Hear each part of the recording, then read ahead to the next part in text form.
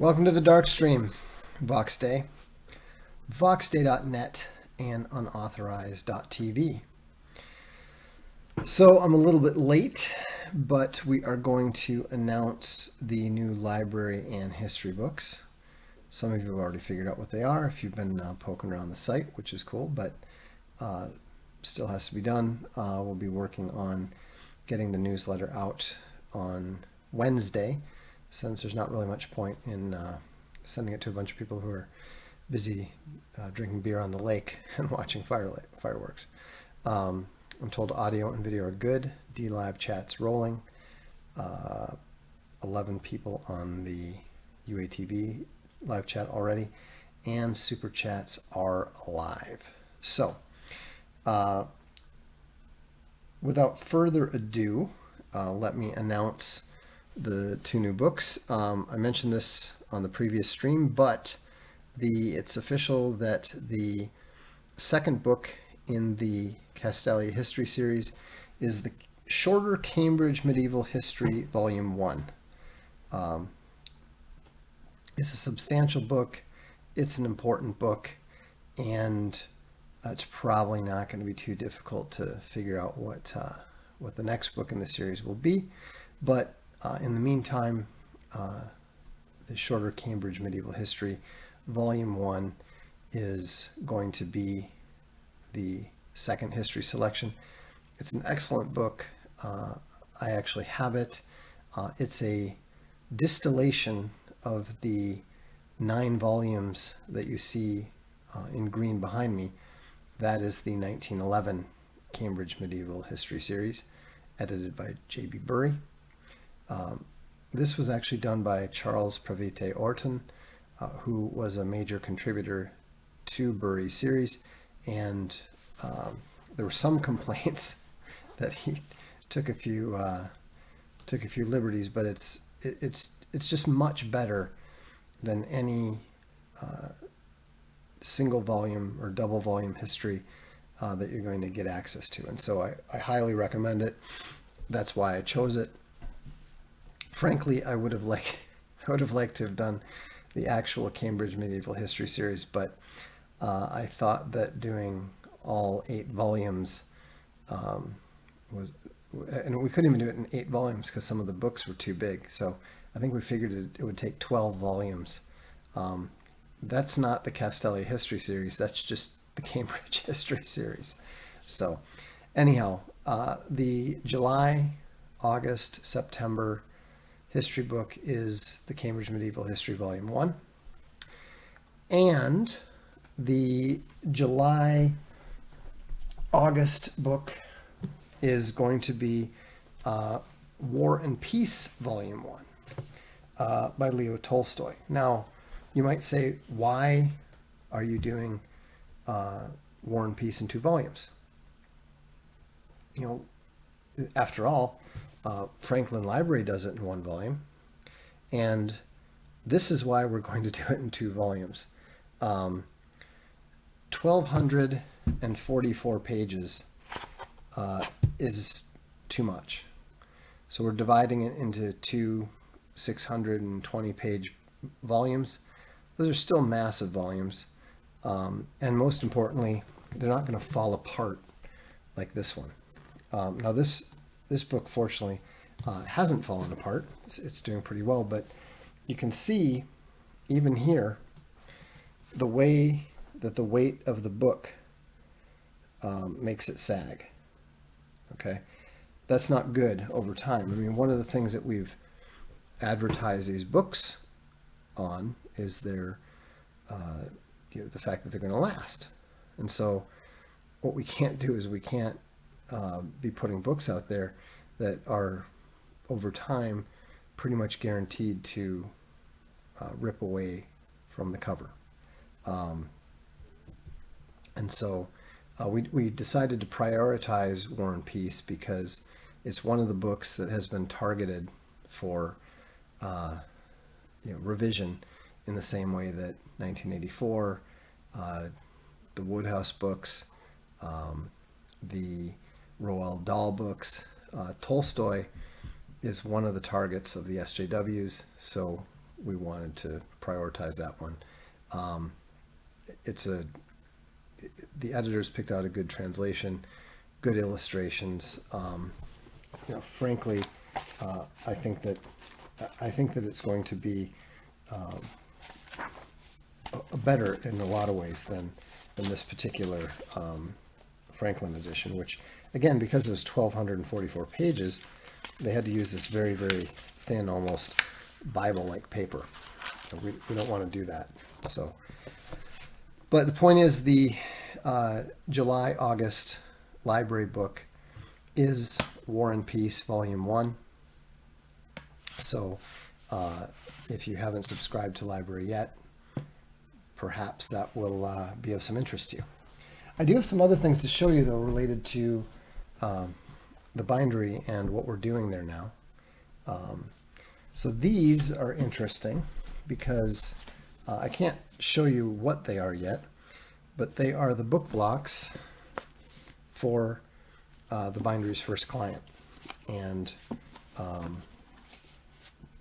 we haven't decided yet which paper we're going to use, but you know, it's good stuff, and the art looks great, text looks great, and we're still gonna look at two other types of paper, but we're in the process. But the good thing is that we're already operational in that regard. Now this is interesting, and the reason that this is interesting, despite the marks and the weird, the bad stamping and everything, the reason that this didn't stamp properly is because this is a new leather. We didn't know much about it. It turns out that our goatskin supplier can also supply us with some other leathers, including ostrich, calfskin, and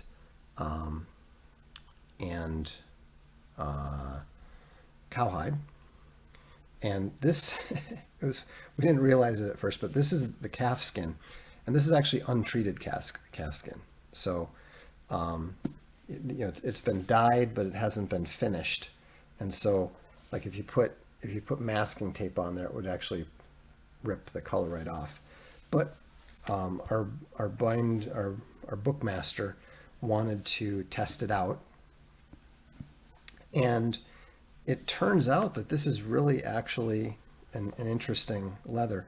It looks great. It looks and feels kind of halfway between the cowhide that we've been using and the goatskin. So it's a nice surface. I don't know if you can see the grain or not, but it doesn't have that, like, sort of, it's got a bit more of a natural type finish. And so it's definitely a candidate for some future books. We'll have to see how durable it is. The stuff that we're using now from Italy is very reliable. They've been using it for decades, and so we'll need to do some extensive testing before we can make up our mind. But the fact that we can take now that we can take new leather and experiment with it. This, in fact, is it's one of the Meditations book blocks. So, but it's really exciting. We've got some finished versions of this coming, and so Hemp Bear says Owen has a goat on death row. Maybe check with him for a skin finally. That would actually be a much sought after skin, I have no doubt. PD says, will books post Taleb have the same end papers as before? It depends. We like the Moire. A lot of people like the Moire. There's certain books that we'd like to use it for. There's other books that we don't want to use it for. So I think the Promethean will have the Moire. Law Dog will not. So it just really depends on whether we have a design for printed end papers that we want to use. If we feel that printed end papers can add to it, then we want to go that route. If we don't have anything, like with the Promethean, we tried a number of different things. They didn't work. And so we just said, you know what? Let's stop messing around with this. This is the only thing that is waiting. Let's just use the Moray. Because again, the bar that we have to clear is the Franklin/Easton bar. Moray does that. Can we do even better? We try to, but when we can't, we don't want to actually lower the bar. And in speaking of the Promethean and the Law Dog files, those are both expected to ship the first week of August. So they'll ship to our shipping center the first week of August, which means they'll probably start going out to everybody the second week of August. So we're continuing to make progress there. Now here's where, this is one advantage of having our own bindery. This book was literally bound today. The leather came in this morning, and we've got a sample book already. So I showed you the other night what we've been doing with the comics. This is the regular cowhide that we've been using, and this is, I believe, this is Flying Sparks, volumes 1 and 2. And so, this is pretty normal, standard, no stamping it or anything. This is a fake leather. They brought a bunch of it over as a test. And any updates on the Missionaries trial run sales? I don't know what that means, I'm afraid. What do you mean by trial run? Like the second edition? Anyhow, this is the sewn alt hero. And this is this was our test to prove that it could be sewn and bound. Now here's where it gets interesting. These were actually produced with the full finishing. So this is a I might have confused it with Meditations. Oh, no, that's Meditations. Just, I think 40 people have said that they want, 40 to 45 people have reserved a spot. We should have, we should have enough of them. We will have plenty of them. It's just a question of what they are. And what we'll probably do is we'll probably make a big list, have a text file that everybody who's interested can take a look at, and we'll tell everybody what the issues are.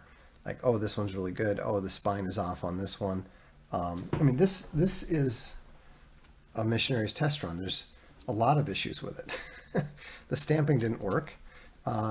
The leather is not finished. The casing is off in terms, it's too wide here. It's perfect up here, but it's a little short down here. It's got the thin test ribbons, but people might, somebody might want it because it's the first calfskin edition. In fact, we probably won't even sell this one because it was our first calfskin test. But this one, this image, you can see yourself in it, or say I can see myself in it. This is actually finished and shrink wrapped. It's not stamped, but it's an interesting test, and they have been messing with the shrink wrap, because we need to of course have the shrink wrap available when we ship. So they're just testing it, and obviously the shrink wrap is pretty well on there, nice and tight, with the seam in the right place and everything. So guess what this particular cover is, and guess what's inside it.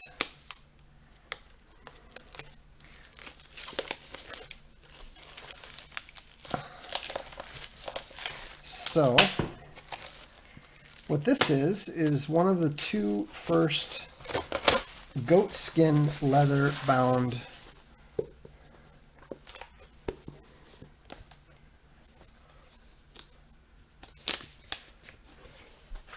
alt heroes.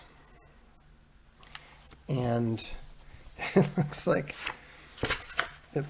there's a little bit too much glue. Oh, there we go. Okay. So this is a test, and I think we can say with some certainty that this is a failed test. No, this is not the Odyssey. This definitely not the Odyssey. We're a ways off from tackling that. Yeah, this this is definitely a unboxing video of a sort, but this is what we call being on the literal cutting edge, and you definitely have some issues because there's glue. For example, you can see the glue getting caught on the edges, and so this is kind of funny. The end paper is firmly glued to the first page. However, on the back, you can see that the end paper is not attached at all. So I think we have to look at this as an attractive but ultimately failed test. But there's a reason why we took, when we experiment, we take multiple approaches. So this is a different approach. I wanted to try that. We knew that that might not work. I wanted to try it because it involved fewer steps. The problem is that the using the regular paper as the end paper was always questionable. And so that's why we have this approach.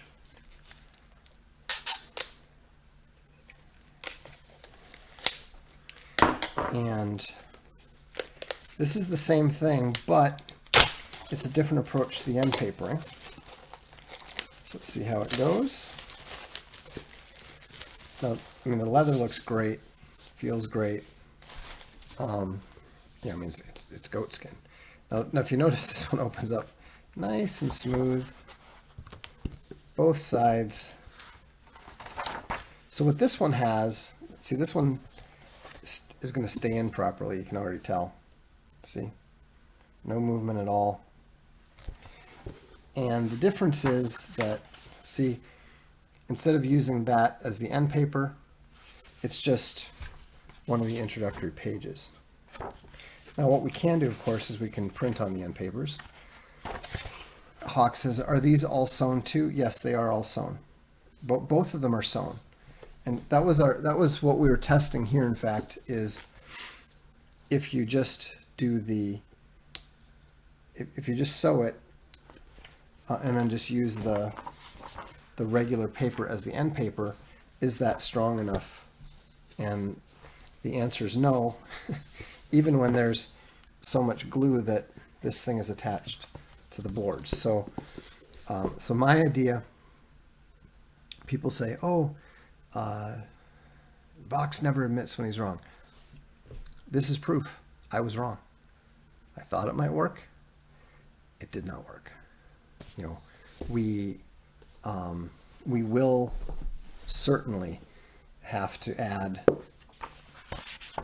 specific end papers.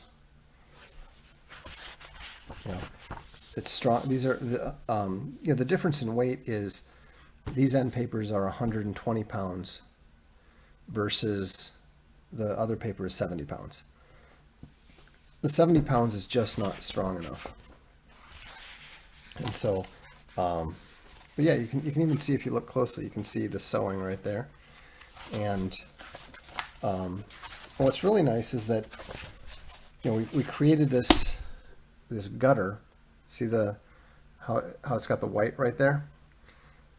What we did is we created a special edition. So this part is all the same as the regular comic, or it would be, except for we went to a bigger size, which is actually really nice. It makes the whole thing that much easier to read. It makes each panel bigger and so forth. And so we're about to print Midnight's War, and you can bet we're going to be doing a version that we can pop in as well. Q1882 says the color grading looks great. Yeah, the colors are, I mean, they're vibrant. They're, they pop right off the page. Nothing's muddy. I really like the. You go to the War in Paris, and the level of detail, the colors, everything's there. Even though it's sewn, the double page stuff works really well. So, this is a successful test. This is the way that we can do proper leather-bound comics. We'll have to see. We'll have to see if we can hit that $50 price point that we'd like to hit. My goal is to provide high quality leather comics, probably not the goat skin, but possibly the calf skin, definitely the cowhide, and hit the range where it's about the same price as a regular hardcover. That's what I would really like to see.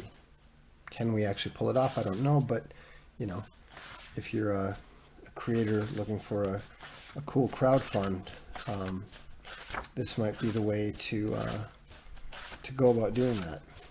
And so,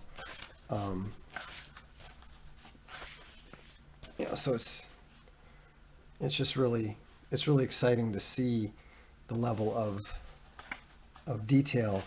And again, this was bound.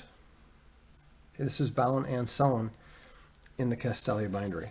So thanks very much to all of you who made that possible. Once we get this stuff all proved, all settled, there's still some issues that remain. We need to improve the stamping. We need to improve the hubbing.